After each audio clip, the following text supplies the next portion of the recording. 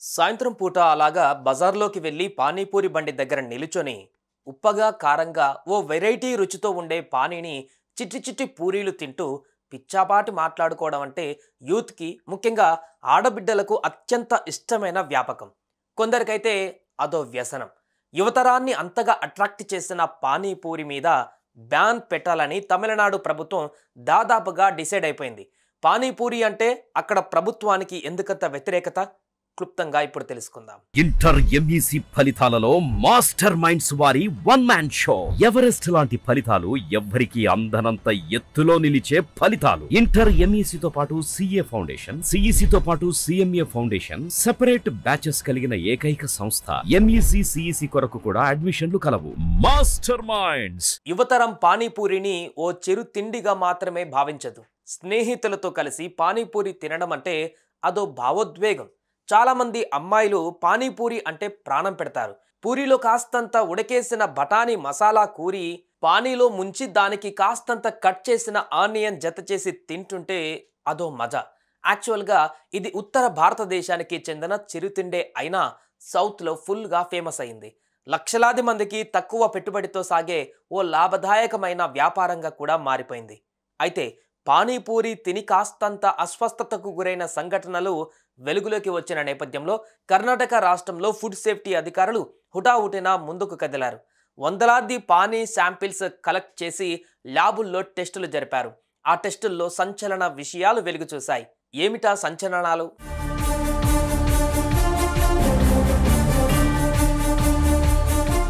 కర్ణాటకలో జరిగిన పానీపూరి తనిఖీలలో పానీ తయారు చేసేందుకు దానికి పచ్చటి కలర్ రప్పించేందుకు కొన్ని రకాల రసాయనాలు వాడుతున్నట్లుగా బయటపడింది. రాష్ట్ర వ్యాప్తంగా సుమారు ఓ 250 షాపులలో పానీ సేకరిస్తే అందులో 6వ భాగం అంటే సుమారు 46 శాంపిల్స్లో ఆర్టిఫిషియల్ కలర్ ఎన్హాన్స్ రసాయనాలు ఉన్నట్లుగా తేలింది.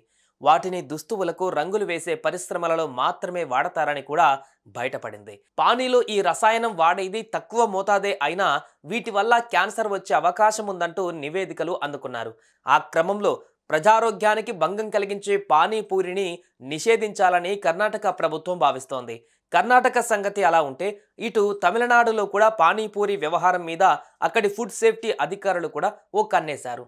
కర్ణాటకలో ఏదైతే రిపోర్టులు వచ్చాయో అలాంటి రిపోర్ట్లే తమిళనాడులో కూడా అధికారులు అందుకున్నారు. యాజ్ యూజువల్గా అక్కడ కూడా పానీపూరి బ్యాన్ చేయాలని అధికారులు ప్రభుత్వానికి సిఫారసు చేశారు. సో ఇటు కర్ణాటకలోనూ అటు తమిళనాడులోనూ పానీపూరి బ్యాన్ దిశగా అడుగులు పడుతున్నాయి.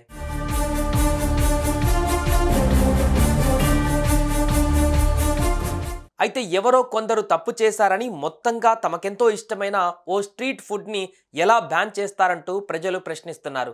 అప్పుడప్పుడు తనిఖీలు చేయడం ద్వారా ఎవరైతే కెమికల్స్ కలిపి పానీ తయారు చేస్తున్నారో వారి మీద చర్యలు తీసుకోవాలి తప్ప అసలు పానీపూరినే బ్యాన్ చేయడం అన్నది అర్థం లేని చర్యగా ప్రజలు అభిప్రాయపడుతున్నారు. ఈ అభిప్రాయాలను పరిగణలోకి తీసుకున్న పాలకులు ఎలాంటి రసాయనాలు కలపరు అన్న నమ్మకమున్న ఫుడ్ స్టాళ్లలోనే పానీపూరి తినాలని విన్నవిస్తున్నారు. మరోవైపు ఇంత ఇష్టంగా జనం భావించే పానీపూరి విక్రేతలు లాభం కోసం అడ్డదారులు తొక్కకుండా చూడడం ద్వారా జనం ఇష్టాయిష్టాలను మనోభావాలను గౌరవించాలంటూ అధికారులకు సూచిస్తున్నారు. ఎంత హెచ్చరికలు చేసినా పరిస్థితుల్లో మార్పు రాకపోతే బ్యాన్ తప్పదంటూ తేల్చి చెబుతున్నారు. సుమన్ టీవీలో మీ పర్సనల్ అండ్ బిజినెస్ ప్రమోషన్స్ కోసం కింది నెంబర్కి కాంటాక్ట్ చేయండి.